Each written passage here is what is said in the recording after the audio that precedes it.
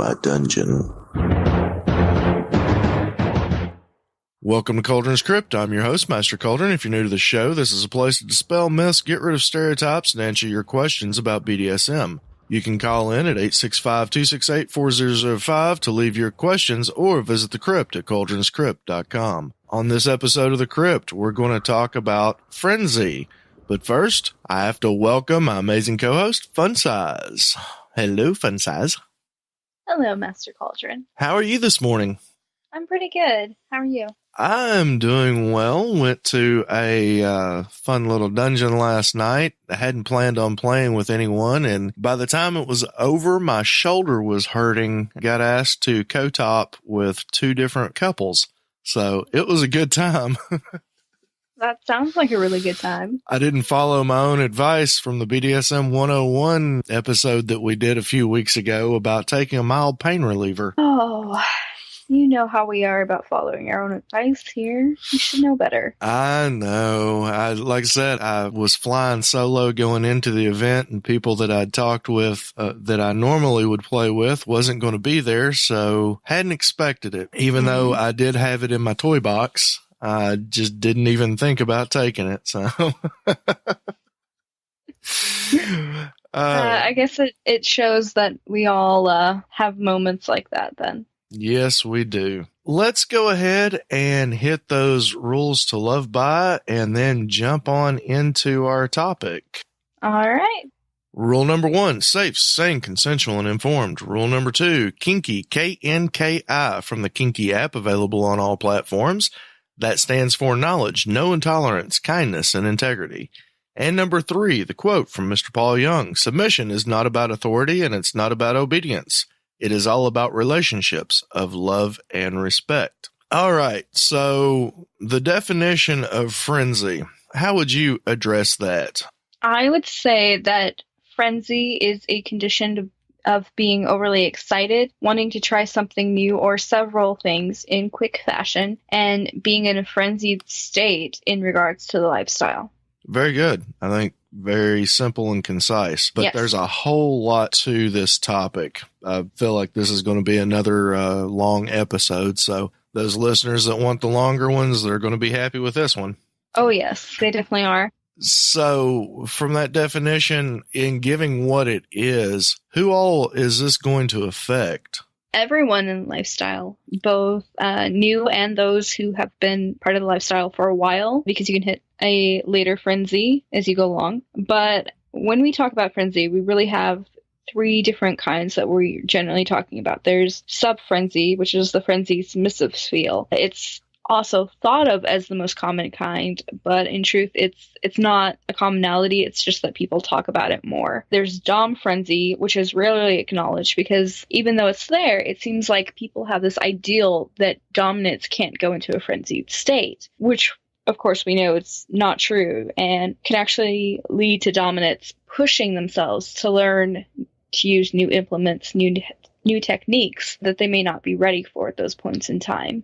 And finally, witch frenzy. Honestly, we will feel a frenzied state from both perspectives of dom and sub, and it can give us this mindset where we come across a new toy or something, and we'll be like, okay, use this on me. Oh wait, now let me use it on you, kind of mindset. And it's not that we're trying to make our partners switches too. It's just that we're in that state, and it can be really confusing. It can lead to feelings of absolute confusion of, well, which one am I? Especially if you're new, because you want to do both and you're already struggling with that.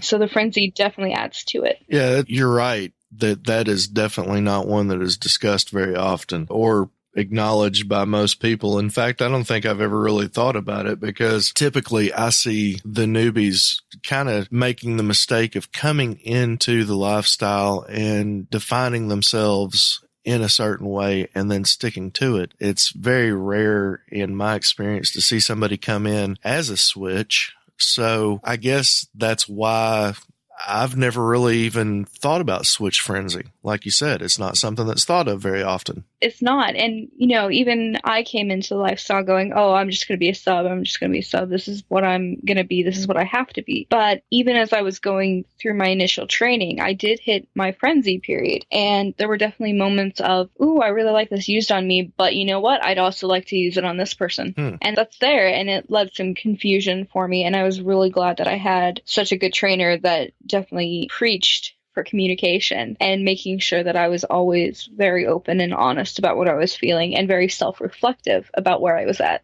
Well, very good. So we've got our definition. We've got 3 different types of frenzy also defined, I guess, sub-definitions.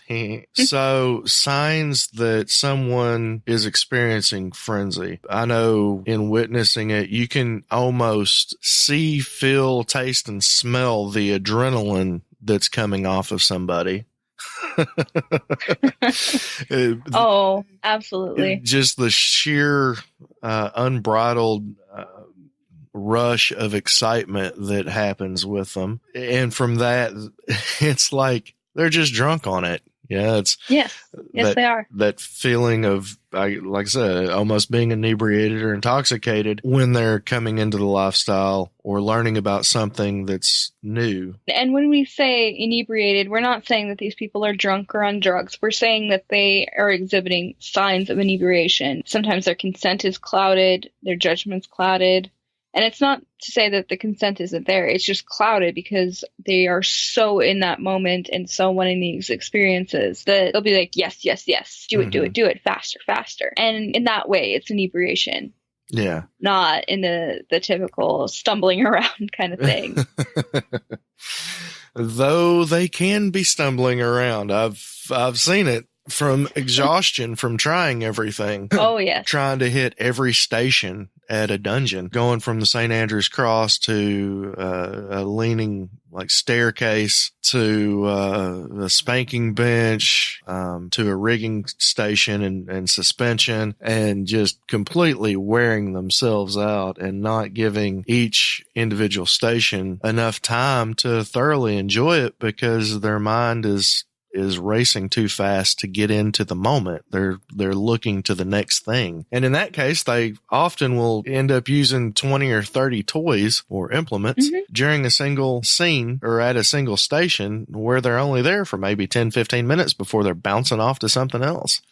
And it's just not giving them enough time to really enjoy the moment. And I guess a lot of that comes from, especially if people are a little bit older when they start doing it, and I do mean a little bit, but that feeling of trying to make up for lost time. Oh, yes.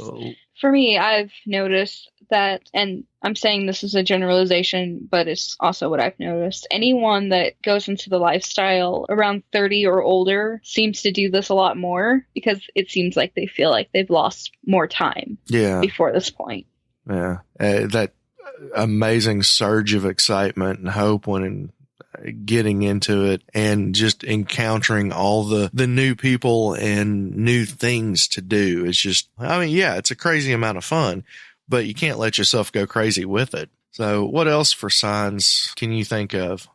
The other thing is you might feel like you have this unspecified need or an insatiable need for more. What that means is you'll feel like you're looking for something or someone, and you'll keep looking and keep looking and keep trying new things, but you need more and more and more. But in truth, you're not experiencing anything to the fullest. You're bouncing so quickly between things that you can't fully live in that moment. You can't fully enjoy and experience it and explore it because you're just bouncing around. Yeah. So that in itself causes a problem and can lead to people going, okay, just need more, just need more, just need more. And the truth is you just need to slow down when you hit that part of the frenzy. And I think another thing that comes from it is starting to mirror what other people are wanting or doing. You know, they see somebody else with a want that they're close to, and they just, it's like it starts magnifying on this exponential scale that they really need to relax for a minute and take a break from it when they start feeling that way. And yeah, it's awesome to fulfill somebody's needs, whether you're a top or a bottom, dominant, submissive, whatever the case may be, but making sure that you're also taking care of yourself and learning correctly. Like we said in Basic Safety 101 episode, if you spend 6 months practicing a technique, if it's the wrong technique, then you're just going to have to end up spending that much time breaking that technique. So, and to me, that's one of the most important things of it is somebody giving themselves the most time to learn, and which will give them the best experience possible. But then it gets into the emotion as well, which is what drives them. So what do you think is the emotional attachment to this? I would say the emotional attachment to this is, the way I see it, when you're in a frenzied state, it's like you're spinning in circles. And say you come across someone, and miracle of miracles, they like the same food as you. So you have a connection. So you go, okay, this person's perfect. They like the same food as me. They're into kink too. Okay, we can try this. Oh, they really like the flogger. I've never really tried the flogger except for that 5 minutes at that one event because I was bouncing around and, I'm getting a little dizzy from spinning. I'm just going to grab onto this person and they're going to flog me and it's going to be wonderful. Well, you start fulfilling their needs and you're doing okay. The flogger's okay. You go, oh, they're so proud of me. This feels so good. And you're so euphoric because it does release the same chemicals in our brain that when you first start dating someone get released. I don't know if you're aware of that. It's literally the same chemical compounds. And what it does is it creates a chemical high in your body, which you're addicted to. Mm-hmm. And that is where the quote unquote love at first sight comes from. So then you've got that emotional bond trying to form in your brain because of these chemicals, while at the same time, you can be feeling, fear, guilt, self-disgust, anger, denial, anxiety, simple confusion because you're jumping into a lifestyle that may not mesh with what your lifestyle was before. And you're going through all these new changes, and it can just really, really mess up your head if you don't just slow down, take a deep breath, and be really aware of what you're doing. Yeah, the chemical is oxytocin. Yes. That is known as the love hormone or love drug, natural love drug. And it's very fun, but it wears off about 3 months in. Yeah. So now with this and getting into other emotions, especially for the newbies, it's definitely a very emotional time when somebody enters the lifestyle because I know, well, in America especially, where we're looking at an entire region that is known as the Bible Belt, but religious persecution is very rampant in our country in a one-on-one basis, not as it is in other parts of the world, where at least we aren't killed for it most of the time. But that does cause a lot of fear, guilt, self-disgust, anger, denial, anxiety, confusion, just a plethora of negativity that someone can start to feel. Now, in certain circumstances, that can be fun.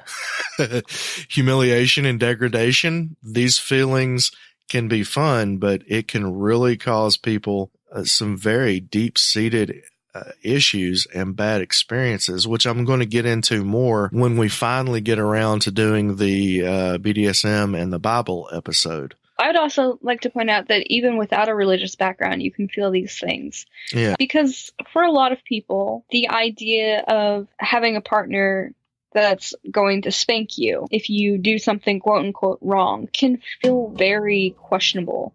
It can feel in your head because of the way that we've all grown up, where BDSM has really been in the closet and is still an alternative lifestyle. It can feel like you're doing something wrong or you're entering into an abusive relationship when you're not. So that in itself can cause self-disgust and confusion and all those other feelings. A very, very good point there. I know it's something I talked about when you first interviewed me, was that coming in, I definitely had moments of absolute self-disgust and self-loathing over what my interests were. Right. So it can happen to anyone. Yeah, I've been talking with somebody who has grown up Mormon, and from what I'm gathering, it's very much the backwoods, out in the desert kind of Mormon.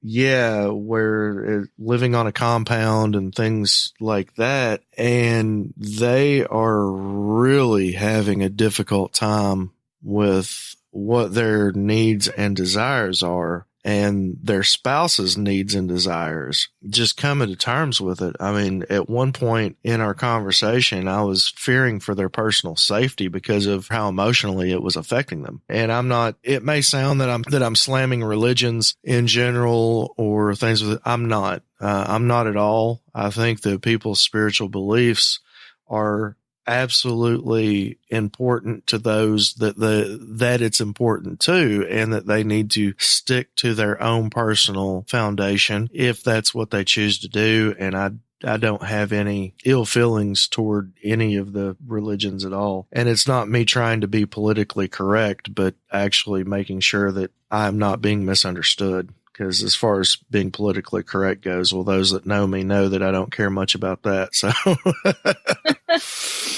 don't care much. I would like to correct that. You don't really care at all. Yeah, that is transparency right there, isn't it? All right. Yes. We've got into a very good conversation about the risks of frenzy. Yeah, we kind of stumbled into that one from the signs of frenzy. Right. Okay. So let's dive deeper into the risks. I think one of the biggest things there would be consent. Yes, you're definitely going to have a moment in some part of your frenzy, or maybe after your frenzy, where you're looking back at something that you did and you're going to say, wait, did I really consent to that? And a lot of the times the answer is yes. Sometimes the answer is no, but that's where abuse comes in when you say no. But you can end up consenting to something that you don't quite understand you've consented to because you don't quite know what it is. Right. If you're brand new to the lifestyle, you don't know a lot of the mechanizations that we use, and say you consent to being put on a St. Andrew's cross or a Catherine's wheel. Let's say a Catherine's wheel, because I feel like quite a few people know what the St. Andrew's cross is, but the Catherine's wheel, a lot of people don't really know what it's called. They know what it is when they see it, but they don't know what it's called. What it is a wheel that you can be put on, like the St. Andrew's cross, but it will spin. Mm-hmm. So you can end up upside down. They are tons of fun. To us, they're fun. But if you're new, you're not quite ready for that, you're in a frenzied state, but you say yes anyway, you might find yourself going later on, wait, what was that thing? Why did I agree to that? Yeah. It can lead to those feelings of confusion and doubt. Yeah, and that one is really based on a lack of information. Just not taking the time to talk to people, to do the research and find out what things are. And I think in trying something like that, someone should start by first being put on it and being taken down. Just, get up there, give it a spin, literally, and see what it is, and then come down from it for maybe 5 minutes. Yeah, and just feel to like, think about it.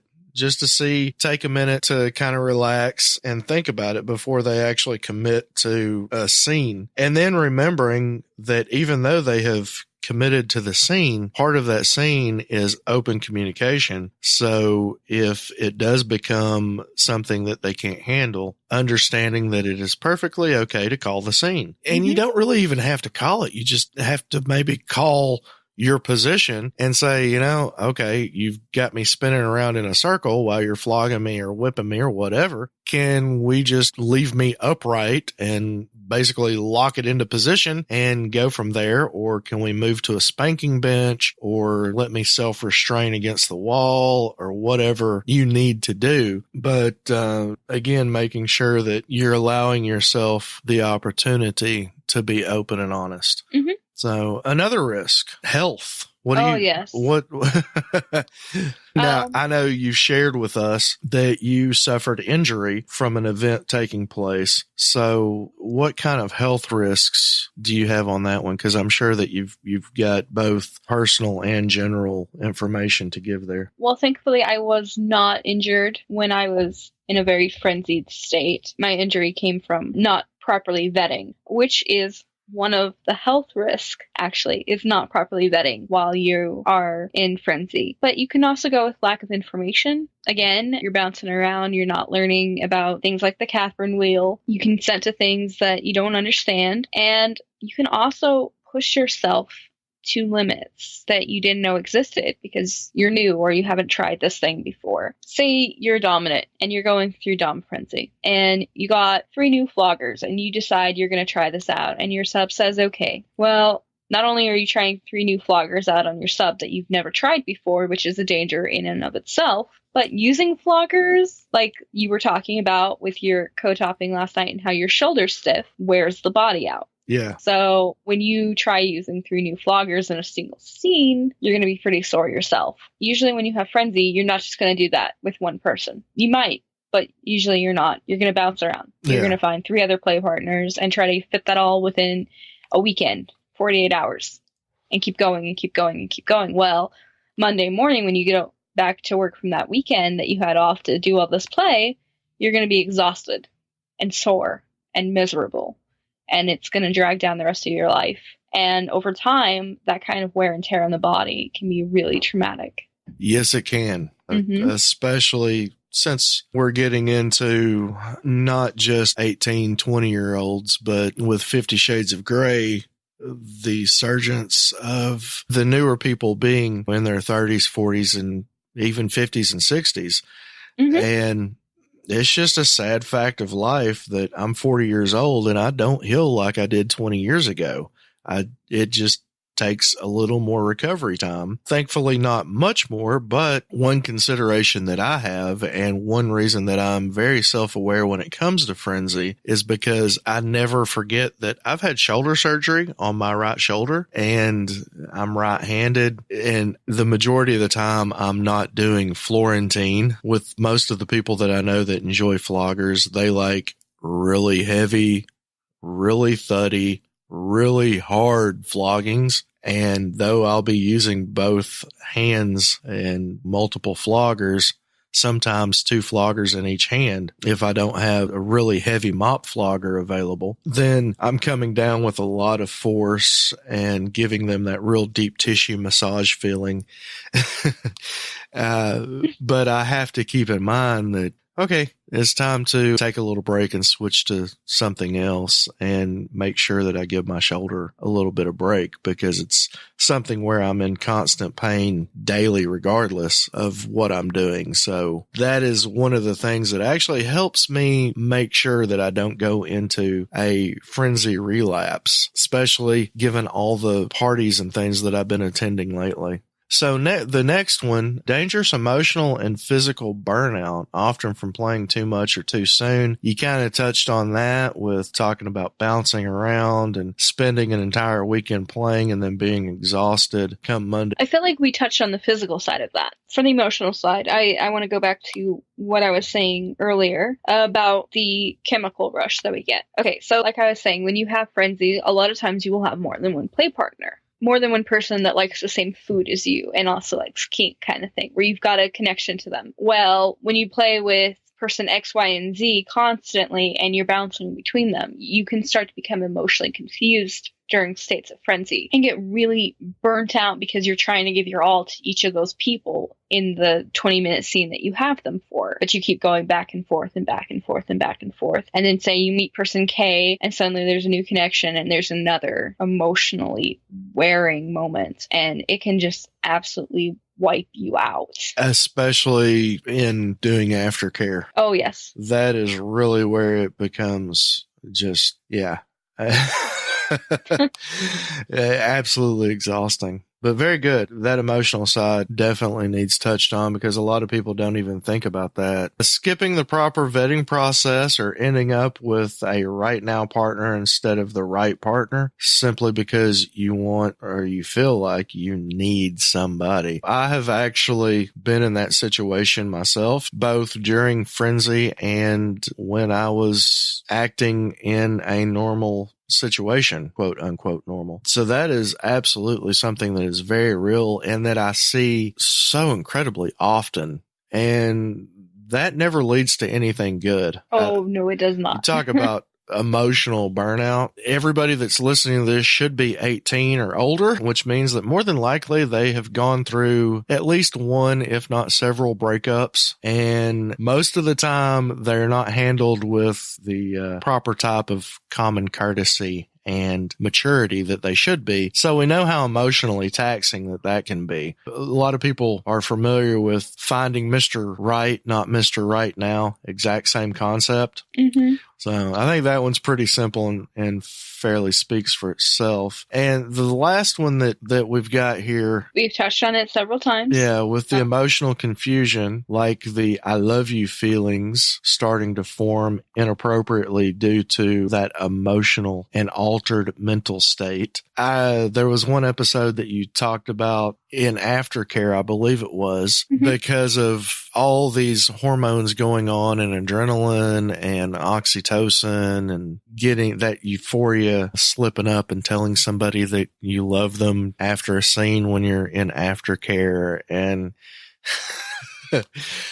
just in uttering those words, that can create a whole lot of issues. So something to definitely be warned against. Do you have anything else on risks of frenzy? No, I think people are very aware of the risks that come with frenzy. I think we really need to dive deep into how to avoid or slow down a frenzied state. Yeah, I think you're absolutely correct. So what you're going to do first off is just remember that there's so much in the lifestyle to experience that there's simply no way to learn it all or experience all within the span of any lifetime regardless. So you might as well just make the most of what you can do by slowing down and doing it correctly. This is something you have said several times in past episodes. It's actually one of your favorite things to point out for newbies. It is, because it's one of the most important. And my quote there is simply, you can try something new every day for the rest of your life and still not hit everything. So just in knowing that you're not going to hit everything, calm down,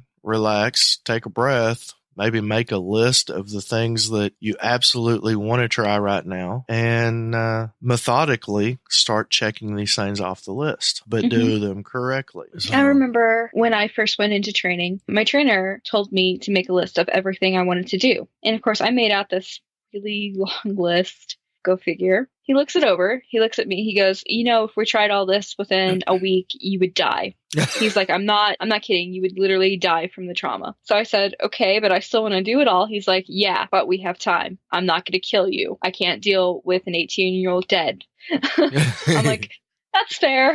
I think that's very important for everyone going into the lifestyle that's hitting frenzy. You can have this list of 50 to 100 things that you want to try. You definitely want to at least give a once over, but slow down, enjoy it, learn to do it right. Yeah. And don't die. Please don't die. And on that, it's also in slowing down, that gives you time that when you do get that opportunity to play and try some of these things, to reflect on that encounter so that you can actually be true to yourself and what you want. So you don't violate. One of the things that we don't talk about is people violating their own consent. And this is definitely where that comes into play, because you might not even realize that you're agreeing to do something and you don't really want to do it. You're just in that overly emotional, overly adrenalized, frenzied state, and everything sounds awesome. And not everything is awesome. Yep. What I told someone recently that was very frenzied I just want to try everything. I just want to try everything. I said, you know what? Chill out, take a minute to think about scat play and see if you still want to try everything. And they're like, that's a bit extreme. And of course I don't. I said, well, you just told me you want to try everything. Well, you know what I mean? Yeah, I know what you mean. You mean that you want to try everything because that's what you said. And if I was someone who was into that, which I am not, but if I was, then that could have ended up being part of play. And, would that be me violating her consent or her violating her own consent? Just be you because taking advantage of her consent for your own means without meaning to. Yeah. And it wouldn't make you the bad guy. It would just mean that person needs to communicate better. Yeah. So, and that's another point, is anybody that gives a blanket consent like that is brand new,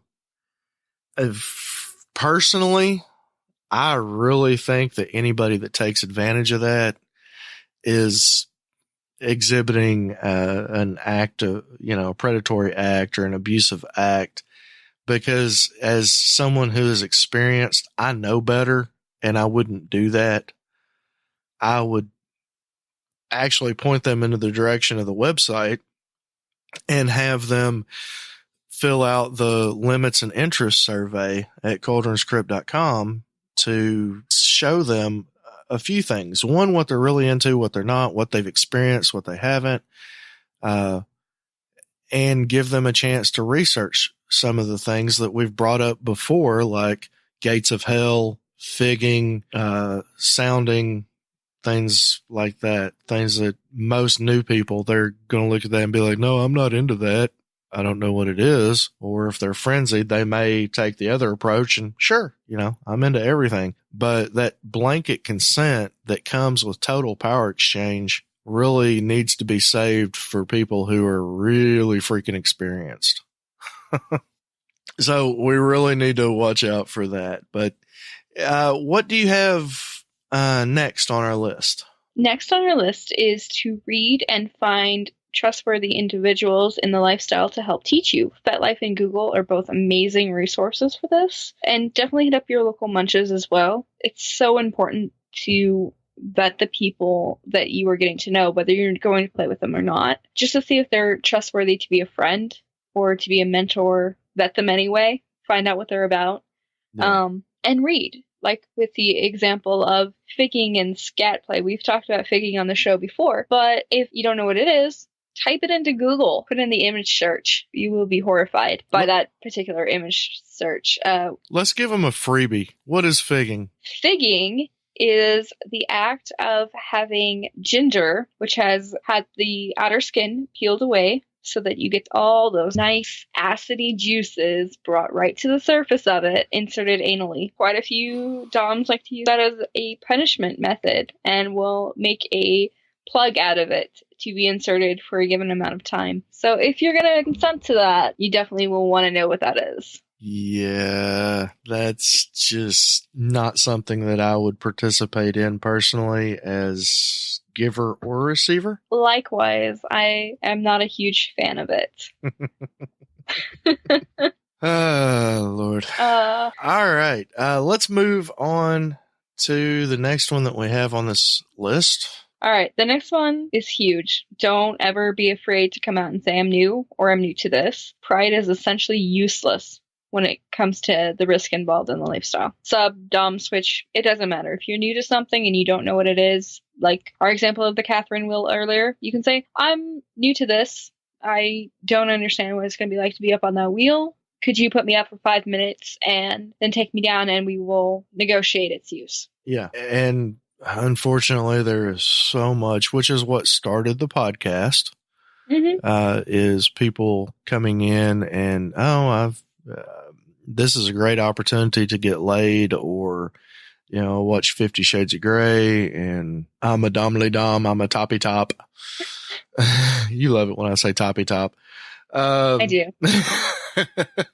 But yeah, that's the level of abuse coming out of this. And some of it is intentional. Some of it is not. Some of it is predatory. Others is not. But regardless of the intention behind it, abuse is abuse and damage is caused from it. So do not be afraid. And one of the things that I've got out of our interaction with our listeners is that they listen because they're wanting to learn. If they've taken the time to Google, 101, BDSM 101 podcast and found us and started listening, then there's a really, really good chance that they're in it for the right reasons. So I'm very proud of all of our listeners that have done that have found us because of that. And I would definitely like to invite them to the FetLife group. Just if you're not on FetLife, get on there. By this point, if you're a long-term listener, you should have been already. And search Kuldrin's Krypt on FetLife. You'll find the group, or just search me and look at my groups. I'm just Kuldrin on there.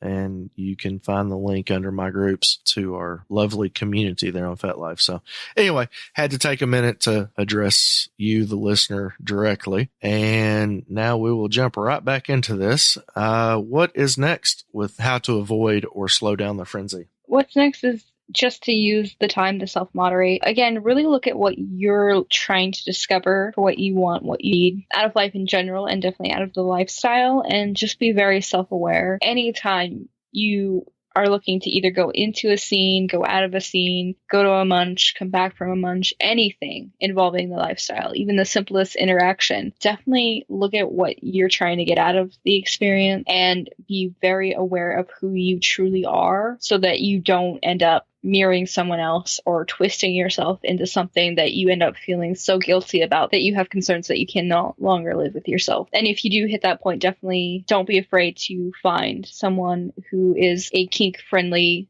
professional. Yeah. And I think going right along with that, saying no is often the best thing for someone. I think that if you're saying yes to 3 things in a row, then no matter what the 4th thing is, say no to it. Mm-hmm.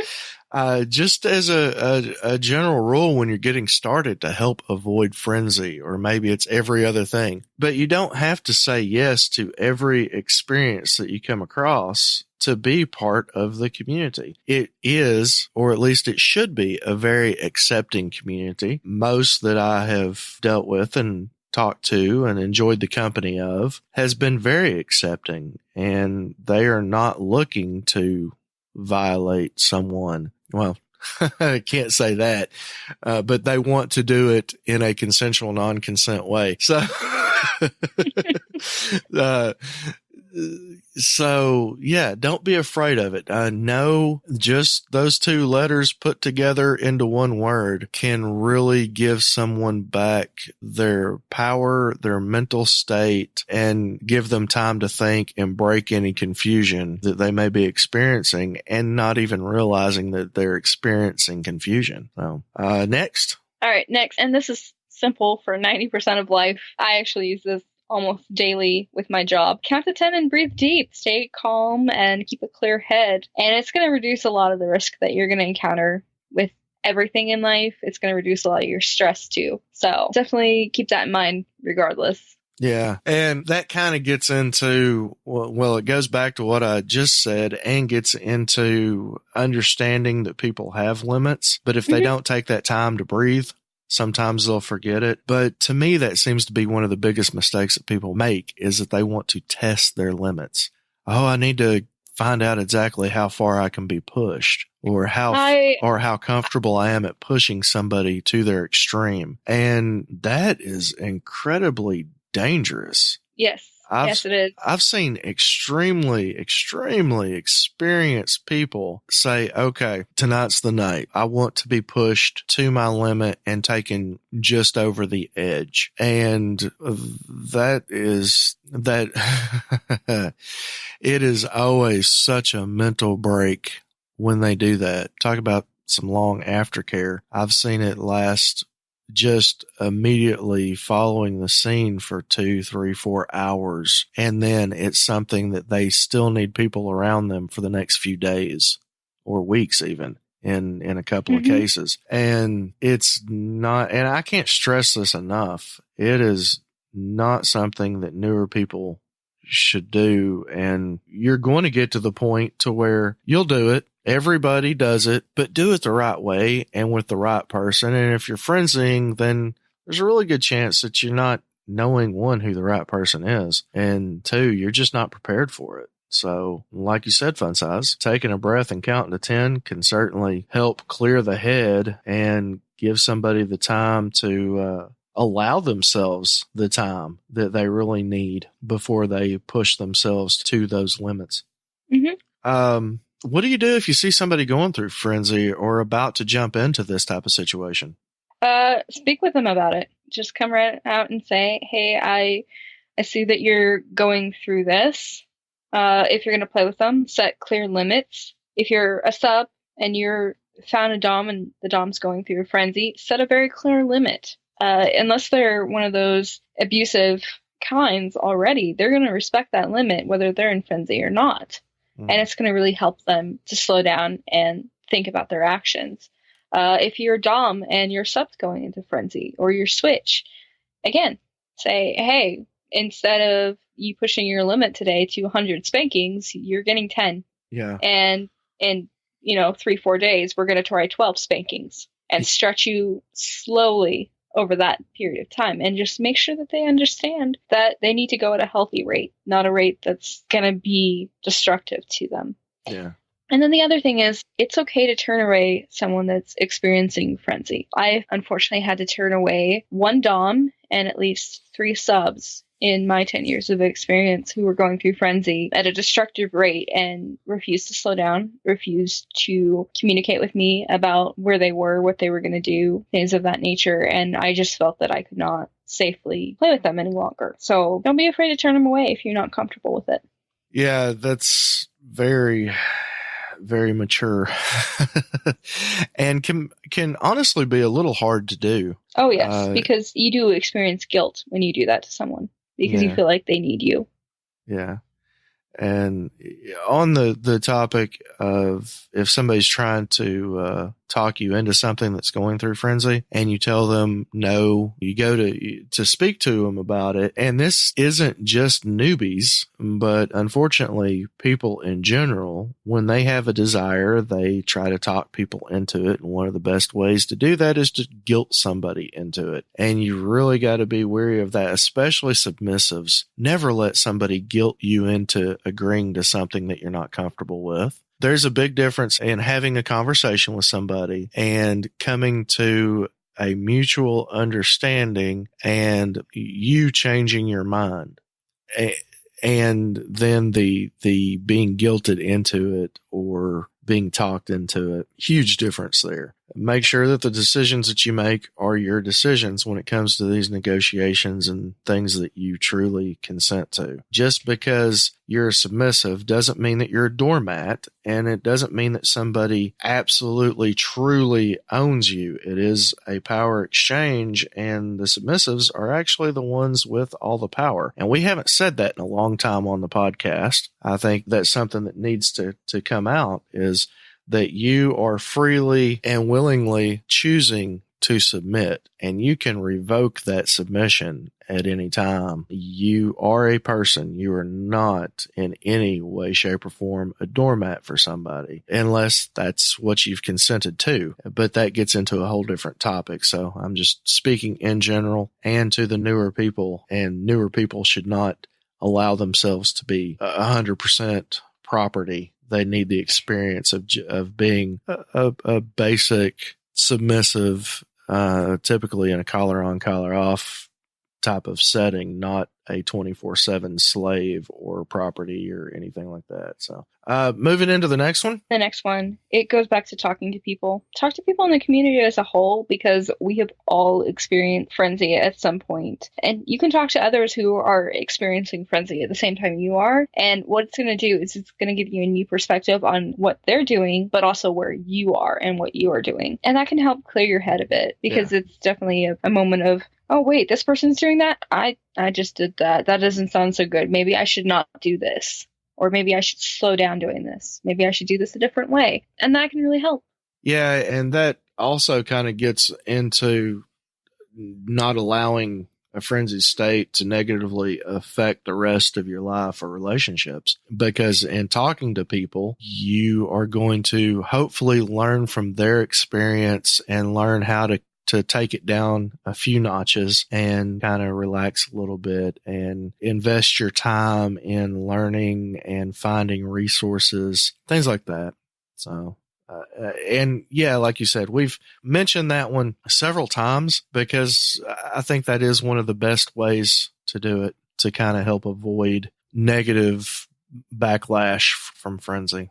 So you have a tale to tell about this? Oh, yes. You know how I am with my tales. So there's this very young submissive. She's 21, which to me is very young. I know to a lot of people that's an adult, but to me that's still very young. She recently realized she was a submissive. She has a son and a husband. The husband is very jealous. she doesn't want to tell him that she's interested in the lifestyle or that she's discovered her submissive side. What she wants to do is explore her submissive side with this other very young, very new dominant that she met behind her husband's back. Oh, no. And the emotions have formed. She has taken her son and moved in with this new dominant. So now there is a separation from her husband. She's been in several fights with close friends and coworkers over this matter because she's having coworkers babysit her son while she is experiencing the lifestyle with this dominant. And she is in such a frenzied state that she does not understand what she's doing. And what she's doing is destroying a marriage. She's destroying a lot of her young son's experiences, and it's going to affect him throughout his life. And she is destroying friendships and positions with her career, all in this process to chase down this lifestyle that she is currently too guilty to face up to. Wow. And communicate about. So these things are really, really important as far as slowing down goes, because these are things that can happen. It's very sad to me. You know, and with that story, that sounds like it would be an extreme case, but it's not at all. That's actually very common. Not. Unfortunately. Mm-hmm. And people will hear that and think, well, she's just a selfish, whatever. But it's just an emotional state that people don't understand until they experience it, that it really does take you outside of yourself and you don't think clearly. And it's something that she will come to regret. Mm-hmm. And unfortunately, the child is going to be the worst off the victim. Yeah, the victims in this situation. I hate it for him. Me too. I really, really do. That's terrible. But it is not at all an extreme case. Unfortunately, like I said, that's something that we do tend to see a lot and try to step in and say something. But it's difficult to get people to step outside themselves and see the situation for what it really is. Yes. All right. So what do we do if we encounter the frenzy when we're not new to the lifestyle? There's a few things that we really need to do in that case. The first, I would say, is really just understand that this is very, very common for people to do this. In fact, I would say 90% or higher of people that I know personally that I have seen come into the lifestyle has hit frenzy, at least a medium or moderate level of frenzy. Not every one of them go like full on extreme, but just about every single one of them will hit frenzy of some type. And it's understandable, but be very aware of it. The next thing is understanding that it's going to plateau, thankfully. Things are going to level off. We can kind of come back to earth a little bit, but suddenly it can hit again and we can go through it all over again. I have seen people 30, 40 years in the lifestyle that has hit frenzy again, and it's almost always because they've met someone new that they're just completely enamored with, and boom, they are off to the races. And yeah, it's not nearly as dangerous for somebody that's been around that long to go through it. Nearly as dangerous. There are going to be consequences, and they can be as equally severe, but it doesn't happen as often as it does with the newer people. Like you said, in the case of your friend or the person that you were just talking about, that is a common occurrence for new people. It's not that common with veterans of the lifestyle that go through frenzy, but it certainly does happen, without a doubt. A couple more things on that. Well, as you were saying, you can hit frenzy later, and while you will see it happen when they find a new person, you can also find it happening just with a simple new toy that they might get that they've eyeballed for a while but haven't really used. If they move to a new city, they might go through it again because they're in a new community and it's all fresh and new over again. Really, any big changes in your life, new job, discovering a new style of play, etc., can spur a secondary wave of frenzy. Even if it's not the second, it could be the third or fourth, but it can do that to you. And finally, just continue to learn all the time. It'll really help stave off your later on frenzy. And honestly, if we're not learning, what's the point? That's something that you and I have talked about a lot and agreed on almost instantly when we first met, was to be learning constantly. But even that will not prevent frenzy from hitting again as a whole. Yeah. In fact, like you said, there are many different things that can cause a secondary wave of frenzy to hit, and learning is one of those. I'm currently reading a book that you recommended, The Leatherman's Guide to Protocol. Mm-hmm. And in reading that, of course, being a person that really enjoys the high etiquette and higher protocol type of lifestyle, though I'm not ridiculous when it comes to protocol, and that sounds kind of judgy, and I don't mean it that way. So for me, certain things I would consider ridiculous for me to do them. But when other people do them, I find it quite beautiful. It's weird, the dichotomy there, but anyway, I love the beginnings of BDSM in America and how it all got started. And learning about this, I'm seeing a lot of things that it's like, oh yeah, I forgot about that. Or, oh, that's a new fact. That's interesting. Maybe I want to implement that into my personal style. And it would be very easy because the topic is one of such high interest to myself that I have to be very cautious not to just go all in on it and go overboard with it. So just a little bit of my own final thought on that one. Regardless of who you are or what your level of experience is, it's certainly always possible. Doesn't matter what your role is. Dom, submissive, top, bottom, master, slave. Switch, newbie, veteran. I was going to say switch. You don't have to be so vicious. Switch. Don't be a switch witch or a witch switch. Which of the witch are we? Which of the switch? Which one are we going to do? I guess that depends on my mood. Mm-hmm. Yeah, careful before you have to kneel on some bags of rice. Yes, sir. All right. This has been a great topic. Do you have any final thoughts that you'd like to share? I guess I pretty much just gave mine. Slow down, even your vetting process and getting to know someone. Yeah, that's a good thing to point out. Thank you. Okay, that's been another really good conversation with you. Before I announce next week's episode, I do have a little housekeeping that I need to take care of.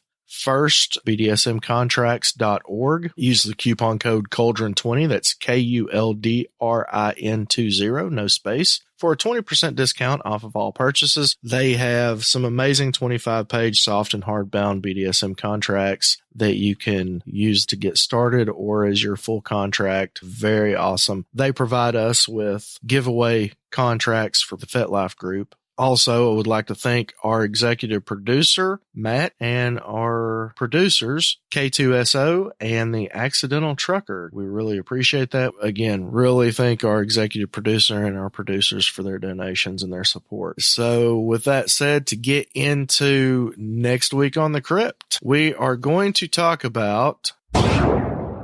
This is something that we have mentioned every episode just about. So we'll both have some personal stories to present to you and a whole lot of really good information. Funsize, in saying that, I've got to say that you're the one that typically puts these episodes together. We come up with the topics and you do an amazing job. And I just want to publicly thank you for the work that you put in. It's been a pleasure having you on board, and I look forward to many, many, many more episodes with you. But in the meantime, go to kuldrinscrypt.com to find links to everywhere. All of our social media, Facebook, FetLife, Instagram, Twitter, you name it. Also, if you are interested in becoming a producer or executive producer, click on the Support Us tab to find the link to the Patreon page where you can donate as little as $1 a month or as much as $25 a month. And there's different rewards there, stickers, t-shirts, hoodies. If you want to get in touch with me directly and you just can't stand to go to the website, you can reach me, sir, at kuldrinscrypt.com or Funsize at kuldrinscrypt.com. All right. Well, that's going to wrap it up for today. This has been Master Kuldrin and Funsize for kuldrinscrypt.com. Unearth the truth.